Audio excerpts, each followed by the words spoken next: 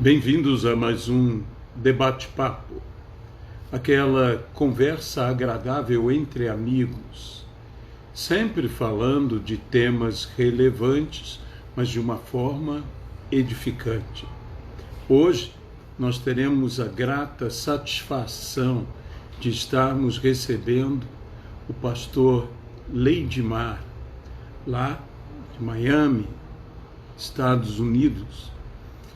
Estamos só esperando que ele possa estar entrando aqui para podermos convidar a participar. A proposta do debate-papo é justamente esta, que possamos ter uma conversa sobre temas relevantes de uma forma edificante para abençoar a todo o corpo de Cristo. Então vamos ver se o pastor Leidmar já entrou, né? O Luciano aí, né? O gaúcho, grande abraço. Vamos esperar um pouco mais para que ele possa estar entrando. Ainda não entrou, pastor Leidmar. É sempre uma bênção podermos participar com pessoas que trazem sua vida, seu testemunho para abençoar a Igreja de Cristo. O pastor Leidmar, ele tem um ministério nos Estados Unidos e está à frente de representatividade dos pastores brasileiros nos Estados Unidos da América. Vamos ver aqui, ainda não entrou. Deixa-me olhar mais uma vez. Não, o Leidmar ainda não entrou, mas ele já vai entrar. Ele já vai entrar sim. A Lilian, né, esposa do pastor Lamartine, está aí. Um grande abraço para vocês.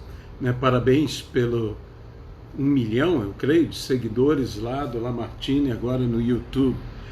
Aqui está o Leidmar, vamos convidá-lo a participar. Ok, só um pouco mais, ele já vai estar entrando aqui. Já enviamos o convite para ele. Perfeito, perfeito. Olá. Tudo bem? Como é que você está? Eu não estou me sentindo muito bem, não. Você está bonito, cabelo penteado, eu esqueci de... Que isso? Que isso? Né? Mas não, tá tudo bem aí. Você tá aí com um ar assim de doutor de universidade até, com esse fundo aí. Só se for, estou com dor de universidade. Ok. Leidmar, nós estávamos até falando que você tem o seu ministério aí nos Estados Unidos. Sim. Né? Eu admiro demais os trabalhos que são assim uma missão. Todo trabalho é uma missão, mas esses trabalhos que vão ao exterior e que as pessoas não têm ideia de como é vencer toda uma pressão cultural e todas as dificuldades sociais, econômicas, culturais e espirituais para poder fazer um trabalho como esse. Curiosidade minha, como foi esse chamado para estar aí na América? Ok, primeiramente, muito obrigado pelo convite, grato mesmo, honrado por estar aqui com você e aqueles que estão já assistindo conosco e virão. Estão começando a entrar. E depois também irão assistir nos seus stores. Muito honrado, viu, pastor Luiz? A sua amizade, o seu carinho é bênção para nós. Dentro da sua pergunta, pastor, é o seguinte... Desde meu período de seminário e faculdade, eu tinha um sonho de vir aos Estados Unidos, fazer mestrado, doutorado e retornar ao Brasil para servir no Brasil. E orei durante um bom tempo, mas eu não tinha conexões sólidas que pudessem tornar isso realidade aqui. E depois do seminário eu fui lecionar em Brasília, fui para Goiânia, pastoreei em Goiânia, de volta a Goiânia, fui diretor do Seminário Batista em Goiânia. Nós deixamos ali 89 alunos do seminário e uma igreja com, na época, 400 pessoas na época. Surgiu a oportunidade, logo no início do meu ministério, de vir para os Estados Unidos a partir de uma comunidade aqui em New Jersey que nos convidou para virmos e na proposta de darmos sequência de estudar, né? E eu vim para cá. Já há 34 anos eu cheguei nos Estados Unidos e vim para fazer isso. Quando eu cheguei nos Estados Unidos, eu entendi que eu não sabia falar inglês. Porque aquele inglês de segundo grau, e na época de faculdade eu fui aprender espanhol, porque a minha denominação, eu venho da Convenção Batista Independente, que são ligados aos suecos. Então a minha denominação estava num movimento muito intenso de missões latinas. Aí eu falei, não, então eu vou aprender espanhol e tal, e estudei espanhol. E quando cheguei nos Estados Unidos, eu pensei, não, eu vou me virar bem, porque eu fui bem no segundo grau, no inglês, quebrava mais ou menos o galho. Cheguei aqui e entendi que eu não falava nada de inglês. Aí entrei para a escola, fui estudar inglês, e depois passei um ano estudando numa universidade em New Jersey, inglês. E aí depois começou a nossa trajetória aqui. E senti que naquele período de estudos aqui, eu senti realmente assim, Deus colocando no meu coração qual era a real visão dele para a minha vida, nessa minha vida aos Estados Unidos. Deus trouxe clareza para a minha visão. Por quê? Eu tinha uma ideia que era simplesmente estudar e retornar ao Brasil. Eu não tinha nenhuma ideia do que realmente Deus iria fazer. Algumas pessoas falam, não, eu orei, Deus me deu uma revelação, Deus usou alguém para falar que meu chamado era assim, assim. Não, eu não tive isso a priori, mas depois, em loco aqui, eu percebi claramente Deus falando comigo, eu te chamei para esse lugar. E nos primeiros anos eu tive que experimentar algumas práticas aqui diferentes a que a gente exerce no ministério pastoral, e foi onde Deus foi forjando o nosso preparo para estar aqui. Volto a bola para você. Ou seja, você literalmente imergiu em tudo isso, e quando saiu à tona, já fazia parte. Né? Deus te envolveu. Na realidade, parece que Deus te fez uma cilada, né? Uma verdadeira cilada. Pastor, foi bem assim, pastor. Você tinha um plano e Deus tinha outro plano e te pegou numa arapuca. Essa é que é a verdade. Uma parte simplesmente interessante, que você usou uma expressão aí que me veio à mente o seguinte: em alguns momentos da minha vida eu tive alguns planos. Interessante. E depois o Senhor falou assim, grato pelos seus planos, mas agora eu submeto a você os meus. Não, e os planos de Deus sempre são melhores, não haja nem dúvida. Isso é uma coisa interessante. Quando a Bíblia fala aquele termo, o homem pode fazer planos, parece que Deus assim diz, eu te dou toda a liberdade de você fazer os planos que quiser, mas saiba que a minha vontade é que vai ser feita. É bem assim, né? Interessante, pastor Luiz e queridos, a gente precisa ter esta sensibilidade para entender até onde vai o nosso plano e onde realmente começa o plano de Deus. Porque se a gente forçar demais, nós vamos nos pegar fazendo os nossos planos e não os planos de Deus. Mas a sensibilidade em Deus, no Espírito Santo de Deus, nos ajuda a ter essa sensibilidade que ela é bem tênue, a linha é bem tênue para a gente entender até onde é humano e a partir de onde a gente responde à vontade dele. A impressão que me dá é que, em algumas ocasiões, é como se dois caminhos cruzassem. Como se tivesse aquele encontro de caminhos e, neste momento, a gente toma uma decisão. Segue ou, em concordância com Deus, vai pelo caminho que ele está apontando. Mas existe aquele caminho, como você disse, é bem tênue. A convergência, né? Eles se encontram naquele ponto.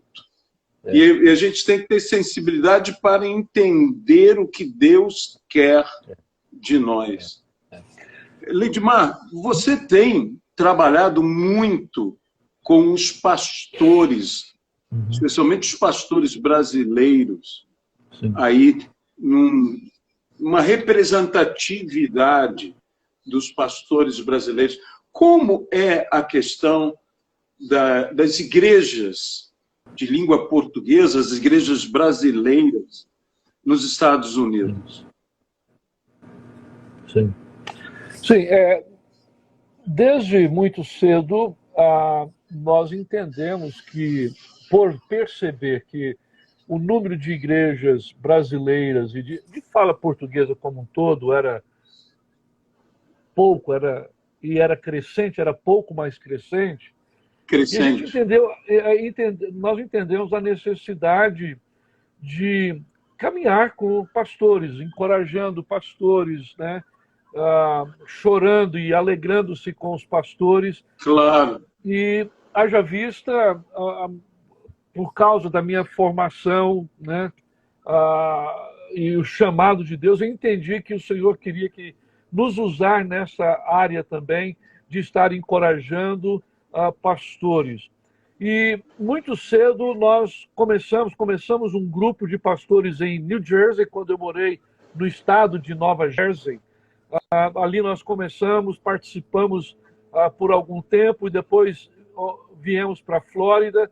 No segundo ano já na Flórida, iniciei uma reunião na sala da minha casa, convidando alguns pastores já conhecidos, e fizemos ali como que um divã para pastores, né? E eu os recebia, fazia suco de laranja com banana e fazia uns pizza bagel, falava para eles, olha, vamos comer. Enquanto eles comiam, eu falava lá e depois parava e deixava eles falar, né? E nasceu na sala da minha casa essa iniciativa completamos agora em 24 anos que nasceu na sala da minha casa.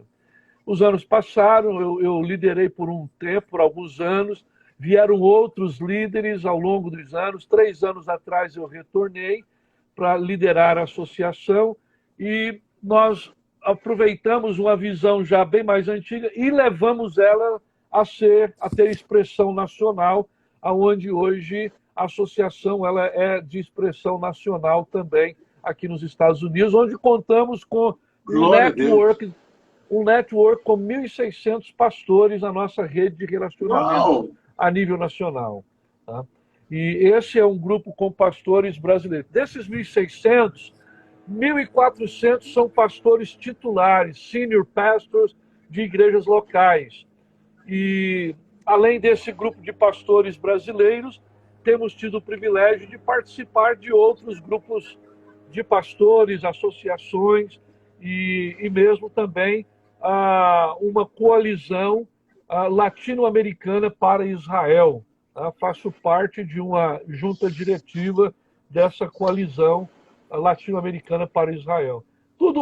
Pastor, você falou uma coisa interessante, né? E nós estamos falando essa questão. Uma coisa vai unindo a outra. Uma coisa vai unindo a outra, e você vai percebendo que Deus tinha razão. Você não degladia, porque você sabe que no final do dia Deus tem razão daquilo que Ele está fazendo. Glória a Deus. Glória a Deus. Louvado seja Muitas o Senhor. pessoas falam da questão da igreja. A igreja que, às vezes, se encontra adormecida. Aquela famosa parábola das virgens, diz que dormiram, né? Existe uma hora que a gente dorme, não tem jeito. Seja prudente ou seja louca, acaba dormindo todo mundo igual.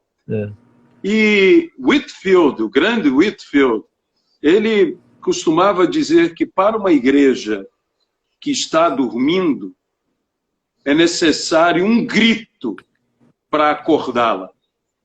E é o que nós encontramos na palavra, ouviu-se um grito e toda a igreja despertou. É necessário um grito para acordar. Existe um movimento, eu te pergunto, você que está aí dentro da nação americana, David Wilkerson falava demais da terceira onda do avivamento que virá. Existe um grito de despertamento nos nossos dias?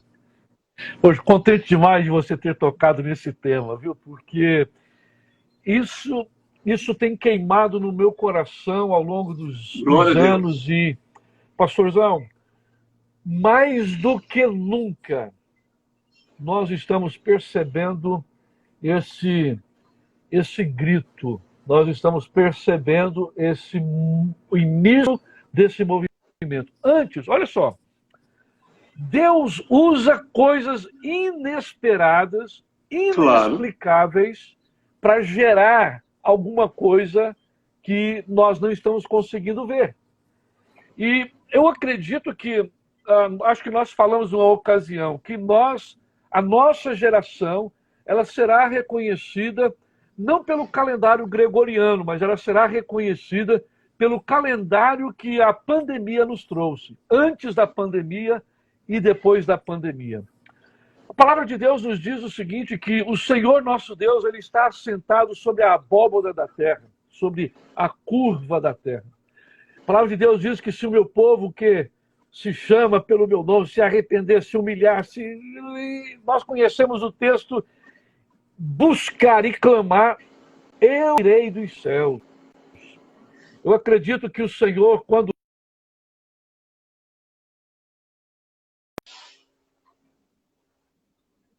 de avivamento, eu acredito que usou a boca deles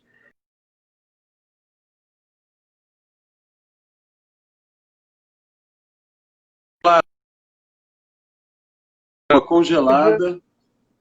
Congelado ainda? Deu uma pequena congelada. Volta um pouquinho que você estava falando. Que congelou por um tempo. Até onde que você ouviu? Que você estava falando, se o meu povo que se chama pelo meu nome... Isso, tá. O texto é claro, né? Deus está assentado sobre a abóbora da terra. Claro que é uma referência simplesmente do poder, do senhorio, do domínio de Deus, né? E o povo que clama, que busca, que se arrepende, que se humilha. Você e eu, nós vimos e pastores clamando a Deus no Brasil, aqui em todo lugar do mundo, clamando a Deus por esse avivamento. David Wilkerson e vários outros profetizaram e liberaram a palavra para que, sobre essa terceira onda de avivamento, que certamente será a última que a raça humana experimentará. Então, nós oramos tanto, a pandemia veio. Nós não oramos para a pandemia vir, mas Deus usou esse tempo, e como Ele está ouvindo as orações e a resposta de Deus, eu mesmo virei e sararei as...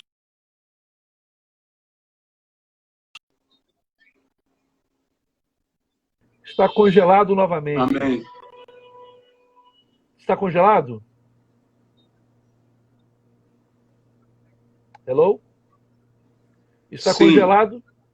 Não, deu uma congeladinha, mas derramarei do meu espírito sobre toda a carne. Isso.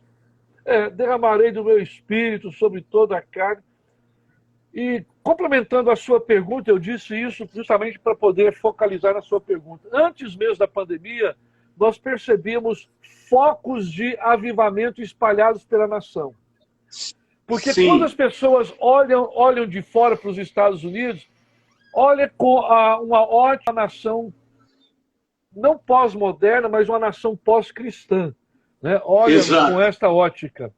No entanto, se esquecem de buscar por arquétipos de avivamento espalhados por toda a nação. Com a pandemia, um grande movimento de oração, de quebrantamento espalhado por toda a nação, pelas ruas da nação, Quando aconteceu o avivamento da Rua Azusa, o povo nas ruas orando por todo o país, pastor.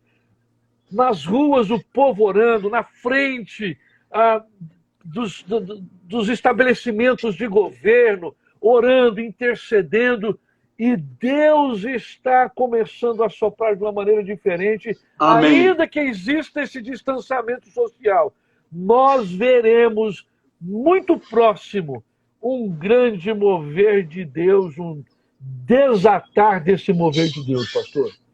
Glória a Deus, glória a Deus. É o momento de, então, no meio de todas essas coisas, mesmo levantarmos as lâmpadas aí e começarmos a nos preparar para a vinda, né? Para a vinda do noivo. É isso aí. E essa santa, eu chamaria assim, santa expectativa, como você disse, as pessoas estão no movimento de oração e tudo mais. Eu, às vezes, falo aqui a vários pastores brasileiros que eu digo, vocês têm uma ideia muito equivocada a respeito dos Estados Unidos. Há várias tochas acesas na América. Sim. Há muito movimento de avivamento na América. E quando essas tochas se juntarem, é um incêndio. É um incêndio, totalmente. Interessante, pastor. O que você falou expressa a totalidade da verdade, que é o seguinte. Eu vejo, pastores, pessoas às vezes falarem dos Estados Unidos sem ter um conhecimento do que realmente está se passando.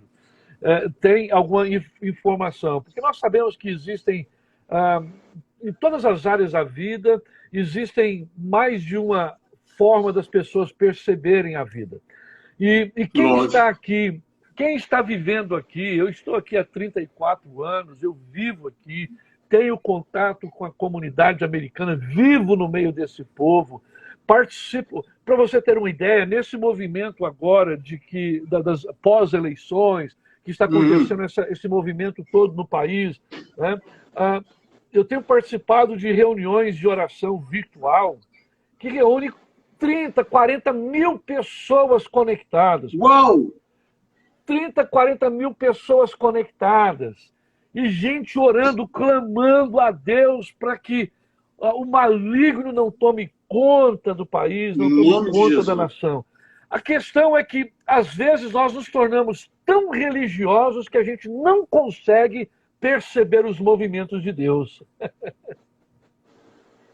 Verdade, verdade. É impressionante isso, porque às vezes são informações que não chegam de forma nenhuma, porque isso é uma coisa maravilhosa, gente. Fantástico, fantástico, fantástico. Sabe, eu tenho, sim, estado não impressionado, porque a gente sabe que o mover de Deus, ele vai além das nossas expectativas, além do nosso conhecimento. Quando Deus está se movendo, é surpreendente no sentido de, uou, eu tinha noção, eu tinha ideia, mas não sabia que seria algo desse tipo. E assim, orações, nesses grupos de oração, a gente está orando, e enquanto a gente está orando, a resposta vir. Pessoa ligando, compartilhando a resposta do que está sendo orado. Então, a igreja, às vezes, ou em alguns lugares, ou algumas lideranças, tem uma percepção muito religiosa. E o Deus desse tempo, o nosso Deus, claro, não é outro Deus, mas o nosso Deus, nesse tempo que nós estamos vivendo, ele está se manifestando de uma maneira linda, de uma maneira sem precedentes, de uma maneira que a religiosidade vai levar um pouquinho para poder processar e perceber. Lógico. Puxa, verdadeiramente o Senhor estava conosco e nós não sabíamos. Amém. É aquilo que Jacó diz, né? O Senhor estava nesse lugar e eu não sabia. Né? Que coisa é essa que o Senhor estava nesse lugar e eu não tinha ideia de que ele estava aqui? E muito mais agindo. A impressão que me dá é que quando Deus se move, tudo se move com ele. É isso aí. Porque é impossível resistir ao mover de Deus. Não há tsunami, não há terremoto, não há furacão que se compare ao mover do Senhor, né? Ao mover. Eu me lembro de uma mensagem sobre Larson, creio que é esse, sim, Larson. Ele dizia sobre o mover do Espírito, dizia, o vento sopra para onde quer. Ele não vai soprar para onde eu ou você temos que ele sopra. O Espírito Santo é um vento que tem vontade própria. Sim. Ele tem vontade própria. Ele sopra para onde ele quiser. E eu quero que ele me sopre. Também. Né? Ele nos sopre, então, né? Nos sopre. Amém. Amém. Eu muitas vezes eu brinco com essas questões, que são questões sérias, obviamente, mas eu sinto que há algo acontecendo. Eu até compartilho com você agora, uma vez eu estive em Londres, e no subúrbio londrino, pregando numa igreja anglicana, mais londrina impossível, né? Eu olhei e havia, assim, da maneira que a gente faz uma conta por alto, quando a gente observa, né? Umas 200 cabeças brancas, totalmente brancas. E ao meu espírito veio, depois eu conversei até com o pastor, e ele me confirmou. Deus falou comigo, há 20 anos, essa gente ora por avivamento. E você acha que eu não vou escutar? Eu não vou atender? Então, quer dizer, está chegando o momento que Deus vai atender as nossas orações. Mas, pastor, me diga uma coisa. Às vezes, quando vem uma grande chuva, a gente sente o cheiro de chuva, né? Sim. Você olha e vê a cor do céu muda. Há sinais que se mostram. Existem sinais se mostrando? Em relação a um derramar, a uma chuva serôdia? Sim. Não, os sinais são palpáveis, pastor. Veja bem, eu vejo vocês no Brasil, eu vejo aqui nos Estados Unidos, esse clamor, esse derramar, esse rasgar de coração. Essas últimas semanas, o povo se reunindo na capital, clamando, chorando, andando pelas ruas da capital, Washington, D.C., orando. Glória a Deus. O Franklin Graham, filho do Billy Graham, liderando essa marcha de oração. E essa marcha replicada em vários lugares no país. É o que você mesmo mencionou nesse testemunho. Você acha que Deus não vai ouvir esse clamor? Você acha que Deus não vai ouvir esse desejo do povo de ver o manifestar de Deus? Salvação de vidas. Olha, muitos, ao longo desses últimos anos, muitos artistas que estavam afastados do Evangelho, voltando para o Evangelho, com quebrantamento, com desejo de seguir a fé. Muitos deles foram cortados das listas de Hollywood para não fazerem mais filmes em Hollywood, e eles também se opuseram a não trabalhar mais com essas mídias.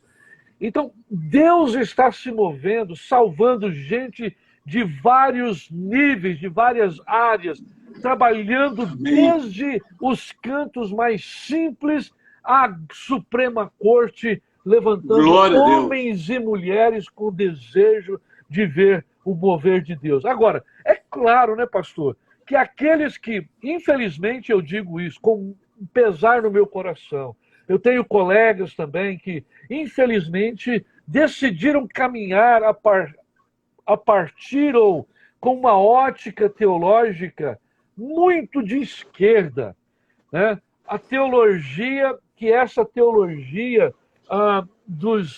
das minorias, né? A teologia e a hermenêutica das minorias, aonde tudo cabe no mesmo saco, porque não tem jeito, né? Claro, Deus aceita todo mundo, Deus se importa com todo mundo. Esses movimentos sociais que tem assim, vindo à tona ultimamente, simplesmente para fervilhar e criar uma comoção social, uma desconstrução social. Me impressiona como, às vezes, muitos homens e mulheres de Deus acham que a igreja não deve se meter, não deve influenciar a sociedade, não deve influenciar aqueles que fazem as leis da nação. Ora, se nós olharmos na palavra de Deus, quem foi Moisés? Moisés, a gente fala, poxa, o grande Moisés. Quem foi o rei Davi, o homem segundo o coração de Deus? Ele era rei, ele mandava lá, ele fazia as leis. Se nós formos observar, a palavra de Deus está cheia de exemplos de homens de Deus que influenciava a sociedade. Mas por causa dessas ideologias de minoria, não, nós temos que ser apáticos e deixar que as outras ideologias influenciem a sociedade. Até mesmo essa oração Deus está ouvindo. Deus quer salvar a todos, preto, branco, amarelo, transparente. Deus se importa com todos, homossexual, de qualquer orientação quer que seja, Deus quer salvar a todos. Agora, Deus não pode aceitar ou conivir com o erro, com o pecado. Agora, o que você está falando, por exemplo, não é a hora da igreja calar-se. É a hora da igreja, como nós estamos desde o início falando, de gritar. Né? Existe, inclusive, um texto que diz que é necessário fazê-los calar. Não somos nós que temos que calar. Mas, de alguma maneira, a nossa argumentação, a nossa palavra tem que fazê-los calar. Eu creio que a igreja não pode se omitir, né? Não. Ela tem que se manifestar. É a voz... Tanto se fala disso, de uma voz profética. Os profetas não se calavam. Se existe uma coisa que eu acho que profeta é coisa difícil. Para quem que os profetas mais profetizaram? Exato. Para os reis. Exato. Nas cortes, nos pátios dos palácios. Eles profetizavam ali. O rei, os legisladores, gostassem ou não, a profecia estava dada. Não é verdade? Então, os profetas de Deus não podem se acovardar num tempo como esse. Porque ser profeta simplesmente para ter um status não faz sentido. Nós precisamos ser os arautos, né, do Senhor nesse tempo. Porque eu creio que tanto você como eu e muitos foram forjados para viver esse tempo. Exatamente. Eu creio que esse é um tempo que nós estamos vivendo que é um privilégio. Sem a menor dúvida. É um privilégio porque é um tempo diferente de tudo que já aconteceu. E nós estamos vivendo esse tempo maravilhoso no Senhor. Até, aproveitando, existe um outro texto, nós estamos falando dos gritos aqui. Existe um texto que diz assim, que no meio da praça, né, um texto dos profetas, diz, no eirado, proclamai a palavra. Ou seja, no meio da feira. Eu posso imaginar uma feira oriental, quem já andou por esses lugares, sabe o barulho que é e tudo, e você falar mais alto que todos. Não é isso que talvez a igreja precisasse assumir, uma palavra nas mídias, uma palavra na proclamação, mais alto do que essa feira inteira, porque tem uma feira aí. Tem. É tudo sendo vendido. Interessante que quando nós, os homens de Deus, realmente nos posicionamos, Deus usa de maneira poderosa a boca daqueles que se disponibilizam em qualquer lugar. A igreja, ela não pode ser uma feira. A igreja não pode ser uma feira.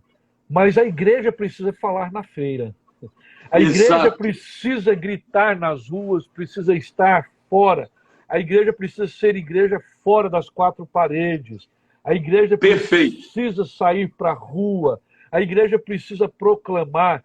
Um testemunho breve, pastor. Você tocou num negócio fantástico. Sim. Quando eu me converti num lugar muito simples. Eu me converti no meu quarto. E logo fui para a igreja, uma semana depois, e fiz a minha profissão de fé em Jesus Cristo naquela igreja. E o pastor daquela igreja tinha uma visão gigantesca de evangelização. Glória a Deus. Todo mundo na rua. Eu, desde cedo, estava na rua, novo convertido, falando, entregando panfletos nas ruas. E desde cedo nós começamos a ir para a estação rodoviária.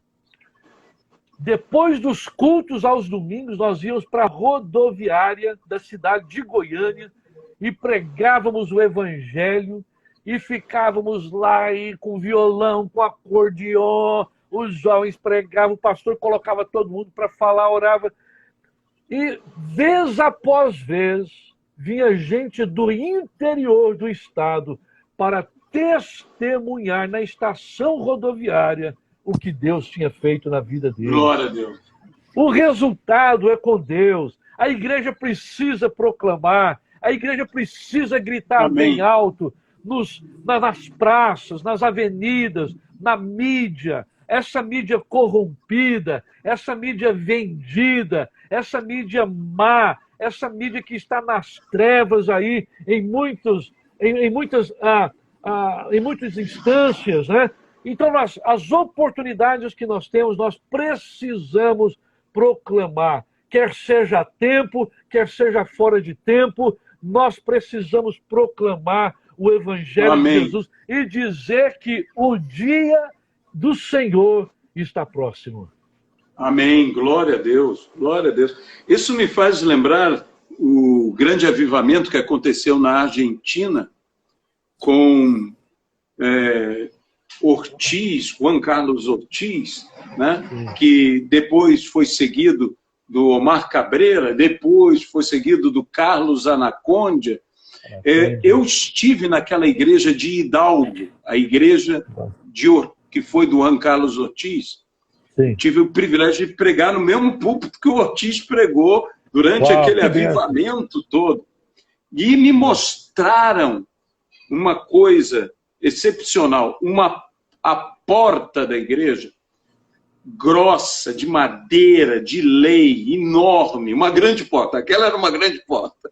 E eu vi o concerto que fizeram, porque ela foi rompida.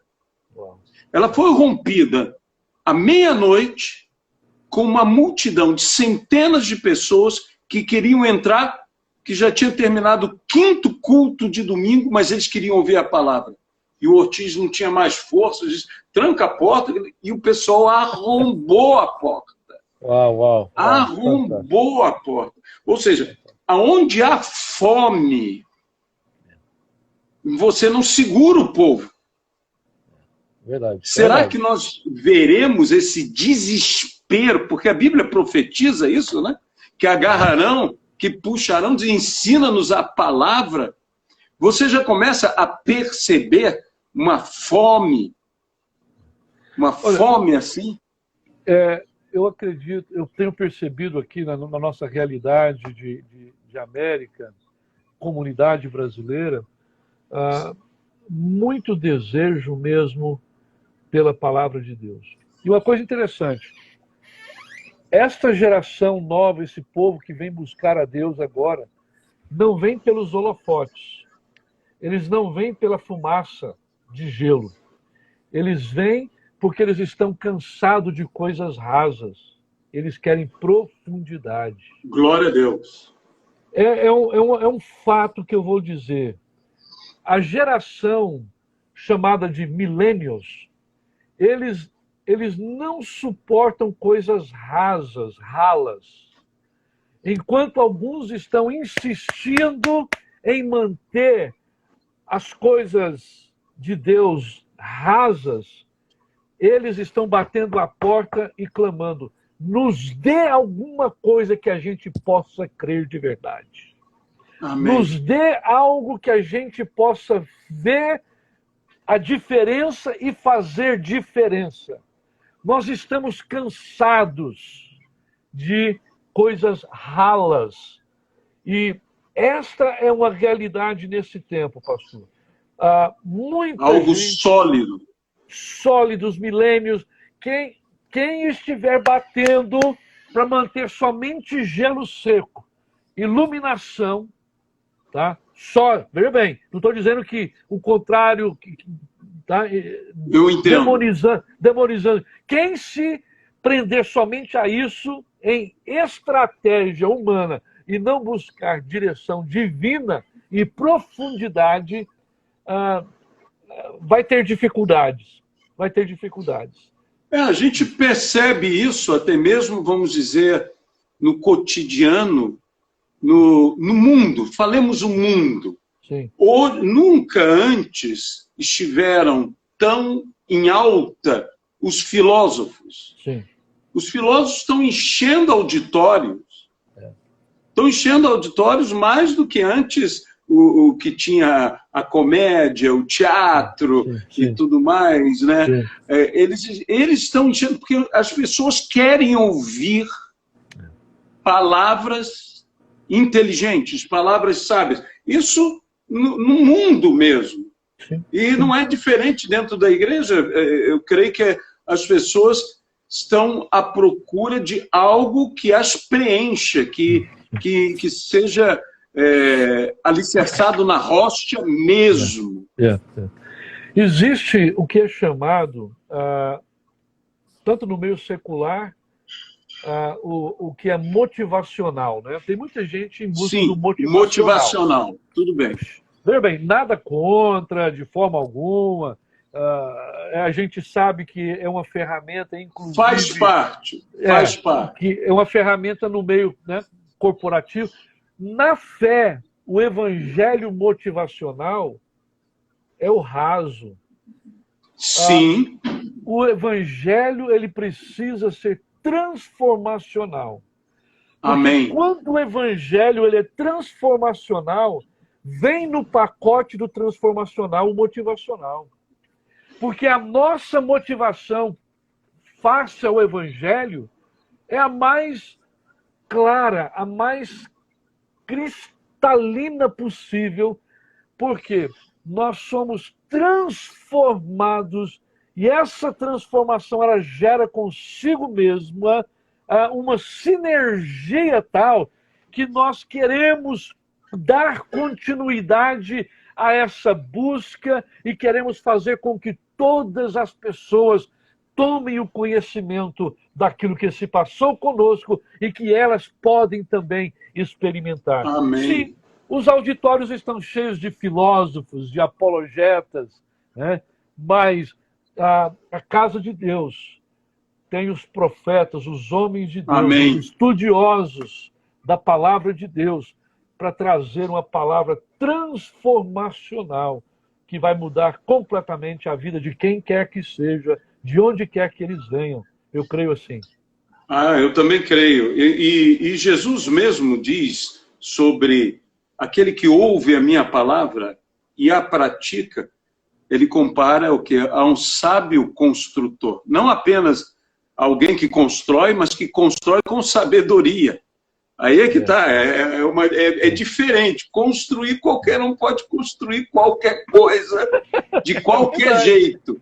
Mas construir bem é outra coisa. É né? outra história. Então, a gente vê esses que são os edificadores. E no nosso meio, pessoas têm surgido, tanto na América, no Brasil e em tantos lugares, o ministério dos doutores da palavra, digamos assim, o John Piper, na América, um conceituado escritor e teólogo e pregador, o John Bevere, que é excepcional, né? O Luciano Subirá aqui e outros mais. Então, é um momento que parece que esses que são os homens da palavra, os doutores da palavra, os edificadores, Deus parece que está tomando esses homens e dizendo, vai, filho meu. Eu acho que é o momento mesmo.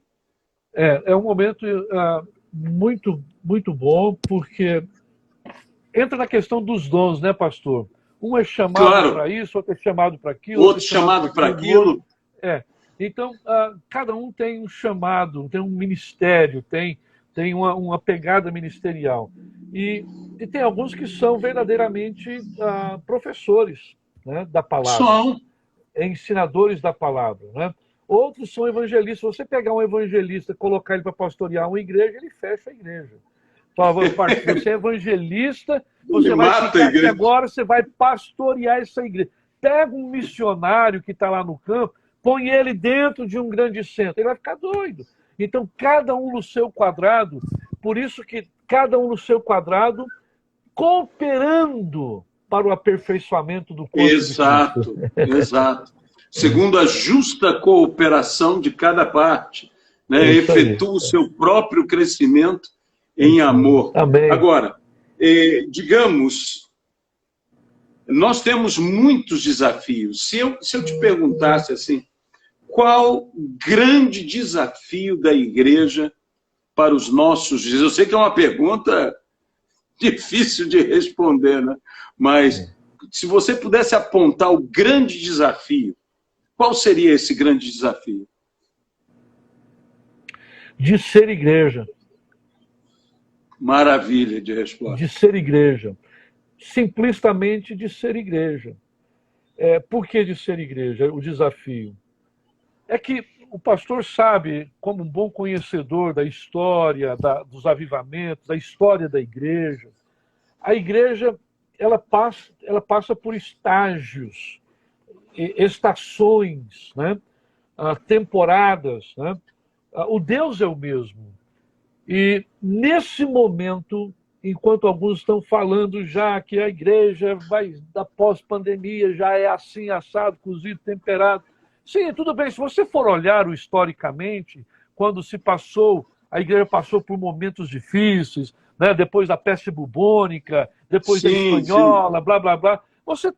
Existem parâmetros que dá para você alinhar, claro. A gente, em parte, conhecemos, em parte, profetizamos, né? Mas a igreja, nós ainda não temos a clareza de como será.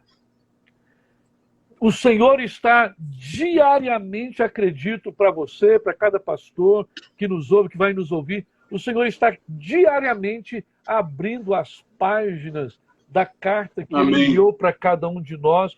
E nós precisamos, mais do que nunca, pastores, líderes, gente que ama o reino de Deus, estarmos antenados para discernirmos aonde Deus quer levar a igreja que Ele colocou sobre a nossa responsabilidade. Existe a igreja como um todo, o corpo de Cristo, existe a igreja local. Nós precisamos entender o corpo, aonde Deus quer levar a igreja local onde nós estamos inseridos, como também o corpo de Cristo, porque fazemos parte de uma voz profética para esse tempo da igreja como um corpo, como uma grande família internacional. Para mim, a maior dificuldade hoje da igreja, que a igreja vai continuar enfrentando, é justamente de ser igreja, como nós devemos ser. Ser o sal, luz, nesse tempo, à medida que a gente vai discernindo a estação que o Senhor nos trouxe. Amém. Você falou uma coisa interessante, que é uma coisa que me chama a atenção sobre o sal, que o sal necessariamente não precisa ser visto para saber que está presente, porque ele pode ser sentido. A igreja tem que afetar, né? A igreja tem que dar gosto. Esse mundo sem a igreja, essa terra, não tem gosto. Não tem gosto, não tem graça, né? Uma comida sem sal não é uma coisa muito agradável, não, né? Então, nós temos que ser os que dão a diferença. Dão a diferença na sociedade e tudo mais. E como luz, você falou, luz do mundo, embora a luz brilhando chame a atenção, a principal função dela é iluminar os outros. Né? Isso aí. Para que os outros vejam, não é para que ela seja vista. Que os outros é que tem que ver, né? Os outros, sem a luz, como é que a gente vai enxergar? Como é que a gente vai fazer essas coisas? Essa analogia sua é fantástica, né? Porque, olha só, tem muitas pessoas que buscam, às vezes, né, os holofotes, e são estrelas. Sim. São estrelas. E, a bem da verdade, quem é estrela também, quem tem luz própria, não precisa de luz. Como? Não precisa de luz. Quem tem luz própria, ilumina os outros. Exato. Traz luz para os outros. Né? Ser sal é fundamental. Eu gostei, né? O sal está presente, causando um efeito, influenciando toda a superfície, mas ele não é tão visto, ele não é visto. E é uma verdade. Quando a gente é sarado, quando a gente é curado, quando o líder é sarado e é curado, ele sabe que ele, em muitas instâncias, ele não será visto. Exato. Porque muitas pessoas, muitos líderes, às vezes, um dos pecados da liderança, né, é justamente esse. A pessoa que é líder pensar que sempre, se a bola não morrer no pé dele, não tem futebol, acabou a brincadeira, ok? Então, não é bem assim. Porque não importa, a métrica aí fora, para você ser uma pessoa de expressão, de influência, é a seguinte: quantas pessoas vai na sua igreja? Quantas pessoas te seguem no Facebook? Quantas pessoas te seguem? Essa não é a métrica. Eu e você conhecemos pessoas que não são pastores de mega igreja, e louvado seja Deus por aqueles que estão lá. Que são, glória a Deus. Não são pastores de mega igreja, mas o nível de influência deles é maior do que um pastor de uma mega igreja.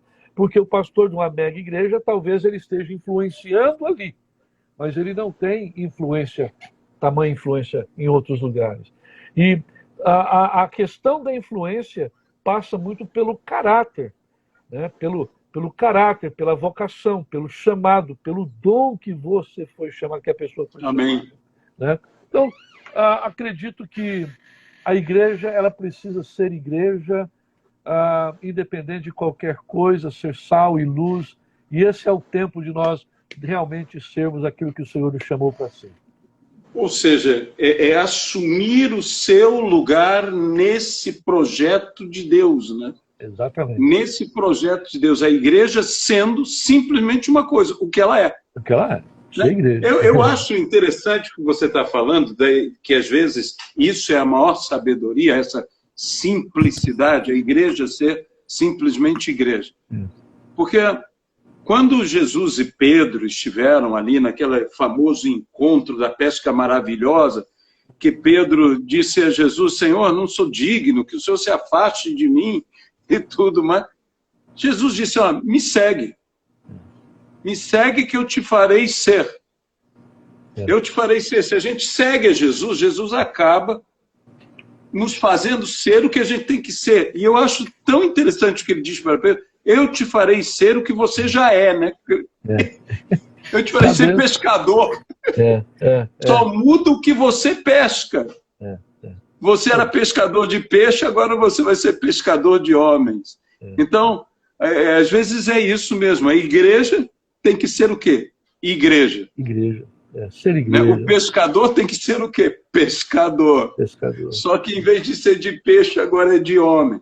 Então, essa situação que a igreja está vivendo e que a gente percebe que os pastores estão se despertando, sejam de pequenos ministérios, de médios, grandes, mega ministérios, há um despertamento que está acontecendo, e não é uma questão só dos Estados Unidos, não é uma questão só do Brasil, a gente está vendo isso em toda parte. Toda parte. Igreja na face da terra, na face da terra mesmo.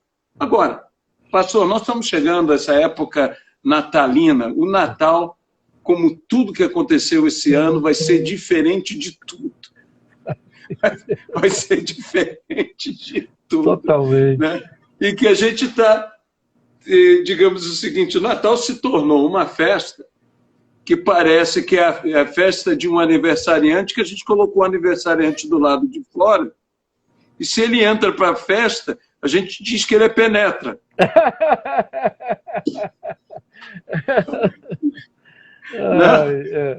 Será que agora Jesus assume, que ora a Deus que assuma, né? A gente deveria celebrá-lo todos os dias, deveria honrá-lo todos os dias.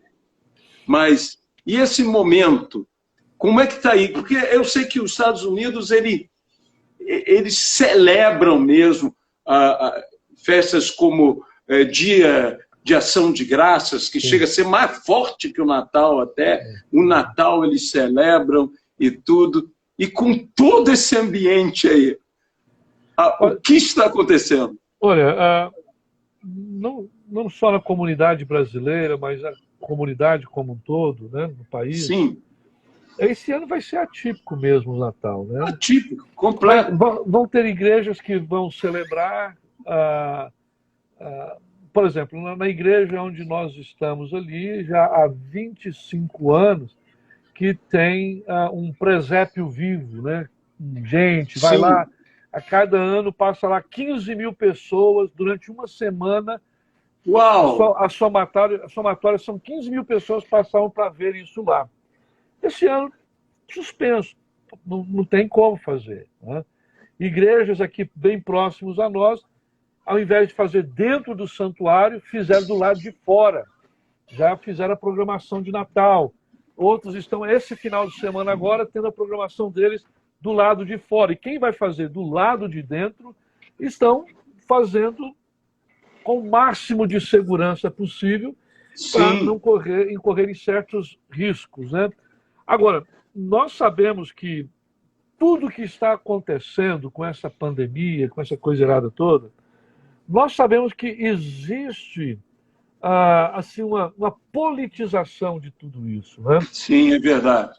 Mas como nós, homens de Deus, nós somos sábios, nós não queremos dar margem para que a sociedade, a mídia, venha emplacar a gente e venha macular a gente deve fazer da melhor maneira possível, com o máximo de segurança possível, pensando naqueles outros que têm dificuldades. Né? As celebrações aqui, no comércio, está mais devagar, está vendendo muito, tudo online. Sim. Os shopping centers um pouco mais devagar. O Thanksgiving esse ano, nós fazemos, há 34 anos, nós fazemos uma celebração na igreja, um jantar. Essa foi a primeira vez que nós não fizemos jantar na igreja. Não deu, não dava para fazer, colocar pessoas em risco e, de repente, vai que aparece um convidado que deixa escapulir. É o perigo, né? Então, é um período de precaução, mas o motivo da celebração, eu falei agora no Thanksgiving, falei, olha, Thanksgiving é todo dia, a gente agradece todo dia. Tem o dia em especial, a gente celebra. É um dia de feriado, mas todos os dias temos que agradecer. O Natal nós temos que agradecer, nós temos que celebrar todos os dias. Porque ainda que não tenha sido dia 25 de dezembro, que Jesus, 24 a 25, ainda que não tenha sido lá, não importa o dia que foi, nós precisamos celebrar que Deus tomou a iniciativa de vir a esse mundo, manifestar-se em carne, ser um como nós, e não cometer pecado, morrer numa cruz, para que nós pudéssemos ter vida eterna. Natal significa início da nossa caminhada para a eternidade. Nós temos que celebrar isso.